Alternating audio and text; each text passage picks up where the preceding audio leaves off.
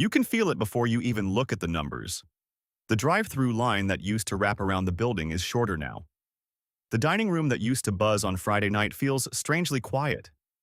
The brand you once visited without thinking has become a place you now debate, delay, or skip entirely. And this is happening across the restaurant industry all at once. That's the part that matters. This is not one chain making a bad decision. It's not one scandal. It's not just inflation. And it's not just people eating at home more. 17 major restaurant brands, many of them household names, are showing the same symptoms at the same time. Traffic slipping, locations closing, debt piling up, turnaround plans failing. In some cases, full bankruptcy. And the reason is simpler than most executives want to admit. They broke the value equation. Prices climbed, portions shrank, quality softened. Menus got more complicated while the experience got less satisfying. The loyal customer, the person who kept these brands alive for decades, slowly realized something uncomfortable. The habit no longer made sense. One chain is buried under more than $1 billion in liabilities. Another spent hundreds of millions trying to modernize, only to trigger backlash and retreat almost immediately. A coffee giant tried to rebuild the atmosphere after pricing the ritual out of reach. By then, many customers had already moved on. So, before we go any further, ask yourself a simple question. How many of these chains have you quietly stopped visiting in the last 2 or 3 years? Not in protest, not dramatically, just less. That pattern is the whole story. And it starts with a brand that built one of the most profitable morning habits in America. Starbucks was never really selling coffee. It was selling routine. The mobile order placed half awake while you searched for your keys. The predictable stop between home and work. The familiar table where you could sit for 15 minutes and pretend the day hadn't started yet. That ritual felt small, but financially it was never small for long. By 2025, more customers started doing the math. A basic latte costs around $6. Add cold foam and you're closer to $7. Add oat milk and an extra shot. And now it's $8 for what still feels, emotionally, like a casual purchase. Except it isn't. 5 weekday visits gets you to $40 a week, around $160 a month, nearly $2,000 a year. That's where habits get fragile.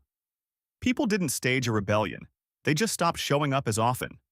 City stores that once had lines out the door suddenly had open seats. The company brought in Brian Niccol in late 2024, offered a massive pay package, cut roughly 900 corporate jobs, and launched a restructuring plan reported around $1 billion. The pitch was clear. Bring back the cafe, restore warmth, make Starbucks feel special again. Real mugs. Better seating. More atmosphere. On paper, that sounds sensible. In practice, the early 2025 numbers were underwhelming. Traffic remained softer than expected. Profit margins were under pressure. Revenue gains looked modest. Wall Street called it a reset year, which is usually a polished way of saying the fix has not fixed much yet. And there's the deeper problem.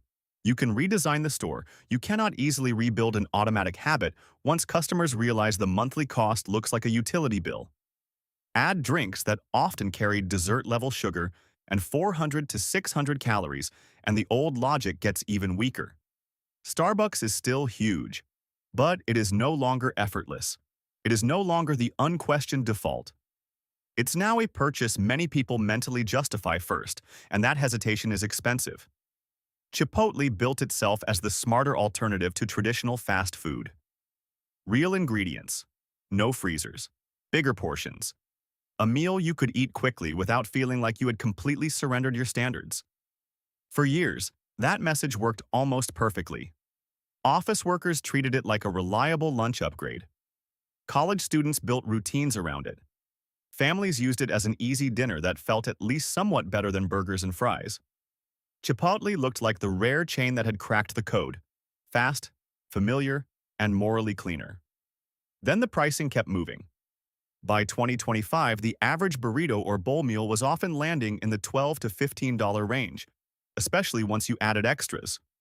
For a customer on a tighter budget, that shifts the category entirely. You're no longer buying a convenient regular lunch. You're making a deliberate premium choice. And around the same time, social media filled with side-by-side photos of bowls that looked smaller than they used to. That combination is dangerous. Higher prices and perceived rationing. The business explanation is straightforward. Labor costs rise. Ingredient costs rise. Investors expect growth. So the company leans on price and portion control. But the customer experience becomes awkward. You stand in line watching someone measure rice like it's a controlled substance, then pause over guacamole, because now the total feels slightly insulting. That is not a premium feeling. And once people start describing Chipotle as overpriced fast food, the brand loses its most important protection. Premium only works when customers feel abundance, consistency, and quality at the same time. If even one of those slips, the whole story weakens. There's also the quiet health reality. A heavily customized bowl can still push past 1,000 calories, with sodium high enough to make the healthy label feel more like branding than nutrition. Chipotle didn't collapse, but it crossed a line many regulars noticed.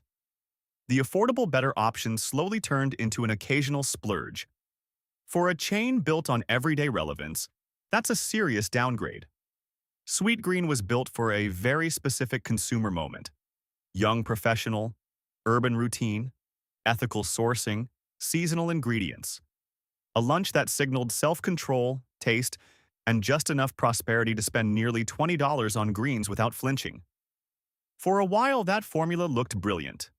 Then budgets tightened, and the illusion got expensive. By 2025, same-store sales dropped sharply in key periods, close to 10% in one quarter, and investors reacted fast. Because once the economy puts pressure on your core customer, the question changes from, is this healthy?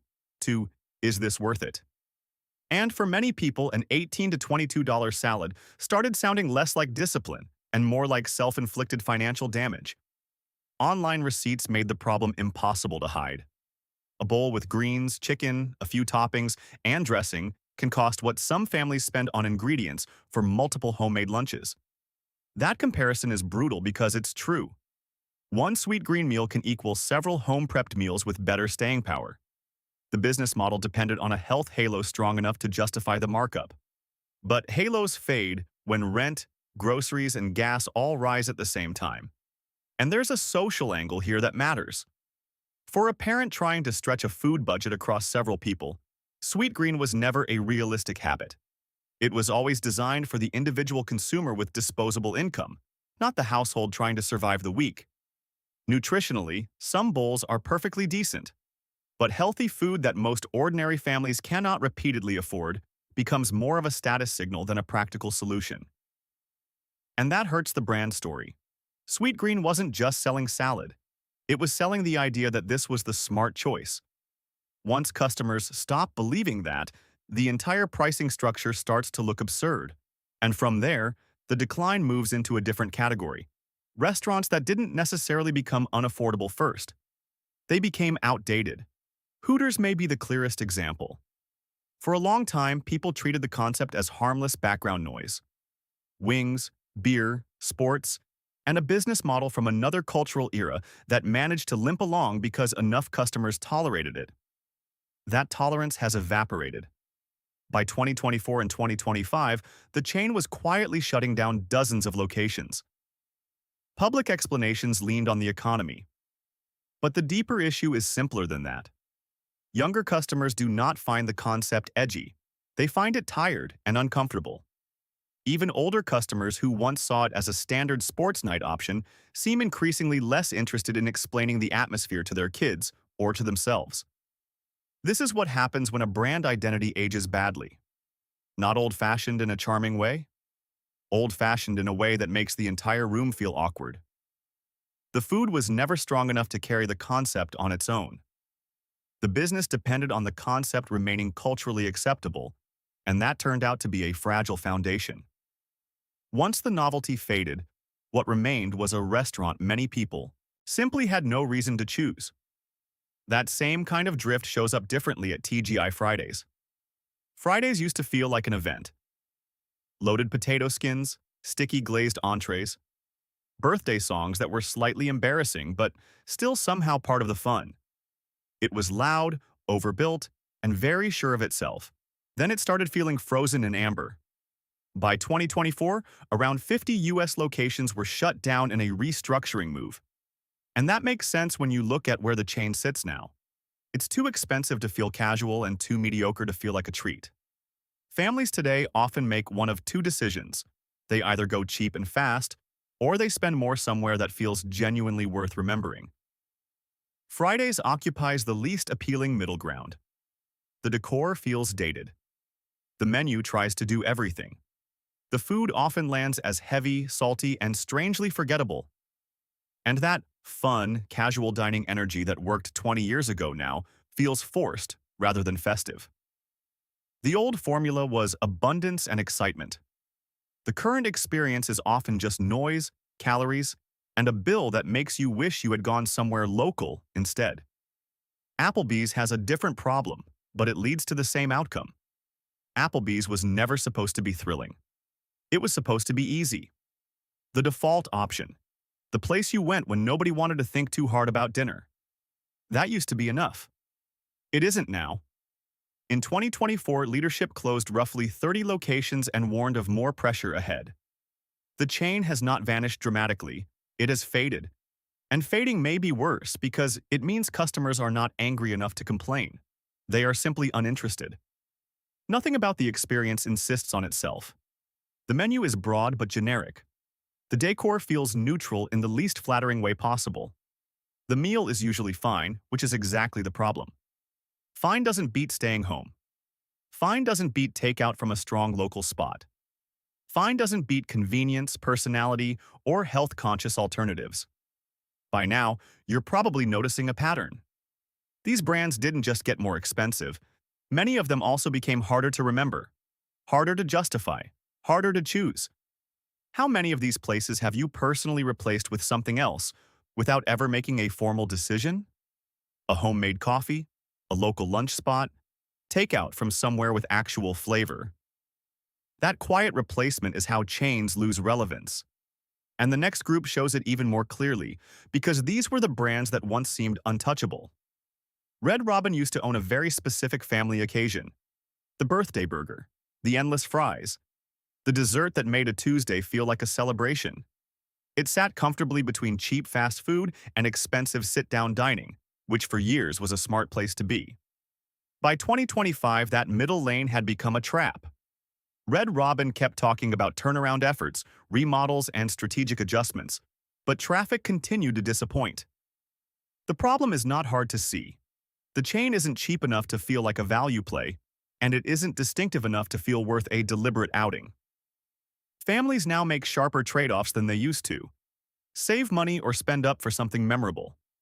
Red Robin often lands in neither category, and the core meal no longer helps. A giant burger, bottomless fries, and dessert can still feel fun in the moment, but for many adults in their 40s and 50s it also comes with a predictable, heavy aftermath.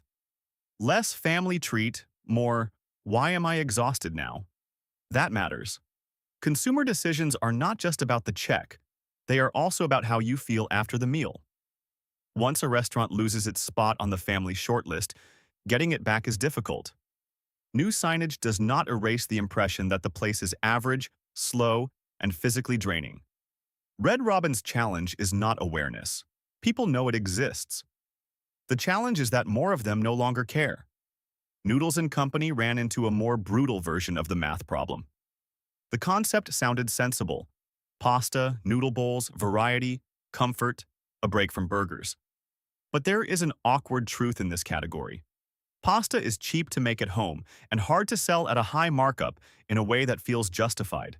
That tension started showing up in closure after closure. Around 20 restaurants shut down in 2024, then more closures followed, pushing the total toward roughly 40. This wasn't because of scandal, it was because entire regions no longer made financial sense. Here's the trap. Customers resist paying too much for noodles because the ingredients themselves feel inexpensive. But labor, rent, customization, and operations still cost real money, so the chain gets squeezed from both sides. Charge $15 and people feel cheated. Charge 9 and margins get thin fast. Local competition made it worse. Independent Italian and Asian restaurants could often beat the chain on either taste or value. And at home, pasta remains one of the cheapest meals a family can make. That's a difficult category to dominate unless the experience feels exceptional, and it rarely did. There's also a practical health angle. Huge bowls of refined noodles covered in creamy sauces are a tough sell to customers more aware of energy crashes, blood sugar, and portion control. Noodles & Company didn't necessarily have a bad idea. It had a narrow one. And in an era when consumers are scrutinizing both budgets and ingredients, that niche became too fragile to support the business.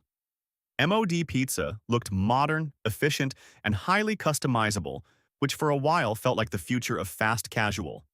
Personal pizzas, unlimited toppings, quick assembly, total control. It gave customers the pleasant illusion that their meal was uniquely theirs, even though the system itself was highly standardized. Then the economics caught up. By 2025, MOD was increasingly associated with closures and efforts to cut weaker locations. The reasons are familiar by now, but no less damaging. High rent, rising labor costs, expensive ingredients. And one brutally simple comparison: a personal pizza from MOD can cost close to what a large chain pizza costs with a coupon, and sometimes more. That is a hard battle to win. Customization sounds powerful in a boardroom. In real life, most customers care about value first. If personalized toppings cost nearly twice as much as a solid carryout deal from Domino's or another major chain, the novelty wears off quickly. What remains is an expensive individual pizza in a category built on feeding groups cheaply. There's a subtle lesson there. Not every trend is a durable business model. Sometimes it is just a feature customers enjoy until money gets tight. And when budgets shrink, build your own, stop sounding innovative, and start sounding overpriced.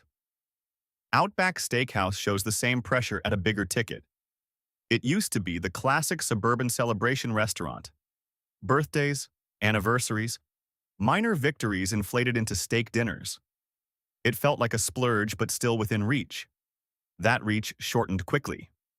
In early 2024, parent company Bloomin' Brands closed 41 underperforming restaurants, many of them Outback locations. The economics are hard to ignore. A steak, appetizer, sides, and drinks can push a meal to $40 or $50 per person without much effort. For a family of 4, that can mean $150 to $200 before tip. At that level, the occasion changes. This is no longer casual dining, it's budget impact dining. And the food itself doesn't help justify the frequency. The famous bloomin' onion is almost a symbol of the old era: indulgent, enormous, and a little ridiculous. Fun once in a while, certainly. But for customers paying more attention to saturated fat, cholesterol, and how they feel afterward, the value equation gets shaky. When the nostalgic treat creates both sticker shock and physical regret, visits tend to become annual rather than regular. We're well into this list now, and the pattern should be obvious. The chains that lose first are not always the worst known. They are often the ones trapped in the least defendable position. Too expensive for routine, too ordinary for celebration, too unhealthy for comfort, too outdated for curiosity. And the next group shows what happens when those pressures become severe enough to break entire companies. KFC should have been thriving. Chicken has been one of the strongest categories in fast food. Chick-fil-A keeps drive-thrus packed. Raising Cane's has expanded rapidly. Popeyes turned one sandwich into a cultural event. So how does the original fried chicken giant lose ground while everyone around it wins? By becoming complicated and stale in a category that now rewards simplicity and consistency. Across key periods in 2024 and 2025, same-store sales in the US were down around 5%. That matters because KFC was not fighting a weak market. It was underperforming in a strong one. Competitors focused on tight menus, cleaner identities, and more consistent customer experiences. KFC often felt like the opposite: older stores, uneven execution, and a menu so broad it diluted the point. Consumers notice that. Chick-fil-A gives them a predictable sandwich and service model. Raising Cane's gives them chicken fingers and sauce. Popeyes gives them bold flavor and a distinct personality. KFC gives them a lot of options and a less clear reason to care. For older customers, there is also a health shift. The nostalgic bucket doesn't hit quite the same once you start paying attention to industrial oils, breading, sodium, and how fried food sits with you afterward. The food can still trigger memory, but memory no longer overrides consequence the way it used to. KFC is still globally significant. But in the US, it looks like a legacy brand being outmaneuvered by newer chains that remembered the obvious rule: do fewer things better. Boston Market tells a darker story because this was not a soft decline. It was a collapse. At its peak, the chain operated more than 100 locations. By late 2024, only a few dozen were left, and even those seemed unstable. The details were ugly: unpaid rent, supplier lawsuits, allegations of wage theft, tax issues, employees arriving to find doors chained shut, landlords padlocking restaurants. This was not a brand slowly shrinking with dignity. It was a public breakdown. What makes it especially revealing is that the original promise was useful: home-style meals without cooking, rotisserie chicken, mashed potatoes, vegetables, a dinner that felt more responsible than burgers and fries. But the concept never evolved fast enough. Grocery stores started selling rotisserie chickens that were cheaper, more convenient, and often good enough. Digital ordering lagged. Marketing weakened. Differentiation disappeared. When your main advantage is convenience and someone else becomes more convenient at a lower price, the decline can accelerate brutally. And despite the wholesome image, many meals were still loaded with sodium and hidden calories in the sides and sauces. So the brand lost on two fronts at once. It stopped being the easiest option, and it stopped being the clearly better one. Boston Market didn't get pushed aside by one bad quarter. It became unnecessary. Red Lobster became something even more dramatic: a case study. For decades, it occupied that useful, special but not too special lane. A family celebration dinner: biscuits first, seafood second, affordability always implied. Then in May 2024, the company filed for Chapter 11 and closed 93 locations in one sweep. The debt load was staggering: more than $1 billion in liabilities. A big piece of the disaster came from a promotion that sounded irresistible and proved economically destructive. Endless shrimp. Great for traffic. Terrible for margins. If diners consume $20 or $30 of shrimp while paying around 10 or 12, the math is not just tight. It is inverted. The more successful the promotion, the worse the damage. Layer that on top of supplier issues, labor costs, and weakening traffic, and the company ended up doing something surprisingly common in corporate decline: chasing volume with an offer that quietly destroyed profitability. Customers loved the idea. The business could not survive the reality. There's a practical lesson here for viewers too. Unlimited deals are rarely generous in the long term. They usually signal desperation, and someone pays for them eventually. Sometimes it's investors. Sometimes it's employees. Sometimes it's the chain itself. Red Lobster tried to sell affordable luxury, but seafood is unforgiving. Promotions can spiral, and once the debt gets that large, nostalgia cannot rescue the balance sheet. Cracker Barrel failed in a very different way. Not through one impossible promotion, but through misunderstanding what people were actually attached to. This is not just a restaurant, it's a roadside ritual. The rocking chairs, the country store, the heavy breakfast, the sense that you have stepped sideways into a familiar older America. In 2024, leadership announced a modernization effort worth roughly $700 million. New locations, updates, brand refreshes. The challenge sounded reasonable: bring in younger customers without alienating the old ones. Then came the logo. In 2025, the company unveiled a cleaner, more corporate look that removed much of the old visual identity people associated with the brand. The backlash was immediate. Social media erupted. Commentators piled on. Investors noticed. The stock fell roughly 7% to 11% in a matter of days. And then, in less than a week, the company reversed course. That speed tells you everything. They had not merely launched a controversial redesign. They had misread the emotional contract with their audience. People did not love Cracker Barrel despite its old-fashioned identity. They loved it because of that identity. Strip away the visual cues and suddenly the whole thing looks like a chain trying to impersonate itself. That is the mid-video lesson in one brand. Customers do not only buy food. They buy familiarity, ritual, meaning, and self-recognition. Break that, and even expensive modernization can become value destruction.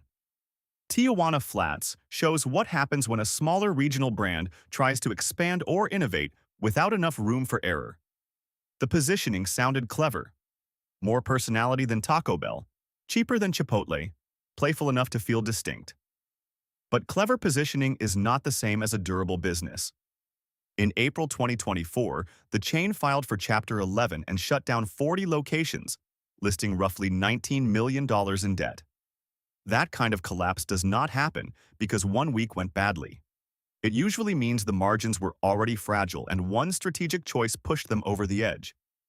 In this case, a major menu expansion in 2021 appears to have done real damage. More items, more complexity, more equipment, more labor, more cost in a category where consumers still expect tacos and burritos to feel affordable. That's the hidden pricing logic many customers never see. A menu that looks exciting can quietly wreck operations. Each added item creates training demands, prep demands, inventory demands, and waste. If traffic softens even slightly, those extra costs stop looking ambitious and start looking fatal. Tijuana Flats got squeezed from every direction. It could not beat Taco Bell on price. It could not beat local taquerias on authenticity. And it did not offer enough nutritional upside to win health-conscious diners either. 40 locations disappeared because the economics underneath the colorful branding had already broken. Buca di Beppo rounds out the list with another version of excess turning into vulnerability. The concept was deliberately loud. Huge family-style platters, wall-to-wall decor, big group energy. It was built for birthdays, office parties, and dinners where volume was part of the entertainment. But volume is a dangerous strategy when customer traffic weakens. In 2024, Buca di Beppo filed for Chapter 11. The financial details were grim. Roughly $39 million owed to its primary lender, more than $3 million in unpaid wages and benefits, plus overdue bills to vendors and utilities. In other words, this was not a temporary slowdown. This was a restaurant group running out of road. The customer-side explanation is easy to understand. Families discovered they could often get better Italian food from local restaurants for less. Younger diners preferred cleaner, more modern spaces. And the giant portions that once felt generous began to feel excessive, especially as more people paid attention to energy levels, weight, and the sheer fatigue that follows a meal designed for spectacle. That's another recurring theme here. Oversized portions used to read as value. Increasingly, they read as waste, discomfort, and short-term temptation. When abundance stops feeling like a benefit, a lot of older chain logic falls apart very quickly. And that brings us to the bigger truth behind all 17 of these chains. They did not all fail for the same surface reason. Some got too expensive, some got outdated, some got strategically reckless, some lost relevance, some misunderstood their own audience. But underneath all of it is one pattern. They asked customers to keep paying more while receiving less of what actually mattered. Less quality, less consistency, less trust, less excitement, less convenience relative to the alternatives, less health value, less reason to stay loyal. That is what breaks a habit. From Starbucks and the $8 customized coffee, to Chipotle's smaller-feeling bowls, to Sweetgreen's luxury lunch pricing, to casual dining chains trapped in a dead middle, to Red Lobster drowning under $1 billion in liabilities, the message is remarkably consistent. A brand can be famous and still become financially irrational for the customer. Once that happens often enough, decline becomes very hard to stop. And there is something useful in that realization. If you have been eating out less, you are probably not imagining things. If your family used to have a default dinner chain and now rarely goes, there is likely a reason. If the old favorites feel heavier, pricier, more disappointing, or simply not worth planning around, that is not nostalgia failing you. It is your cost-benefit analysis getting sharper. You are not being cheap. You are noticing. You are noticing that $20 for lunch can quietly become $400 a month. You are noticing that premium often means branding more than substance. You are noticing that convenience stops being convenient when it drains the budget and leaves you feeling worse afterward. You are noticing that local restaurants, home cooking, grocery shortcuts, and the occasional truly worthwhile meal out can create a better life than defaulting to chains that no longer respect your money. That is the consumer reset happening underneath all of this. The affordable family dinner did not disappear by accident. The dependable habit did not collapse overnight. These companies made choices. They leaned on price. They leaned on gimmicks. They leaned on nostalgia. They tried automation, rebrands, menu bloat, promotions, and premium positioning. What many of them did not do was protect the everyday customer from feeling taken for granted. And once that feeling sets in, it spreads quietly. One skipped coffee. One canceled lunch run. One family dinner moved elsewhere. One habit replaced at home, then another, then another. That is how giant chains start looking vulnerable. So the real question is not whether these brands can survive. Some will, some won't. The real question is whether they still deserve automatic loyalty from you. Because loyalty should not be inherited. It should be earned repeatedly every time you pay. And maybe that is the most useful shift of all. Once you stop treating these places as defaults, you become harder to exploit. You compare, you calculate, you notice when the portion shrinks, when the quality slips, when the deal is only a deal for the company. That kind of awareness protects both your budget and, often, your health. If this changed the way you think about where your food money goes, consider subscribing. And before you go, think about this. What chain did you stop visiting not because of one terrible meal, but because of 10 small disappointments in a row? That answer usually tells you more than the commercials ever will.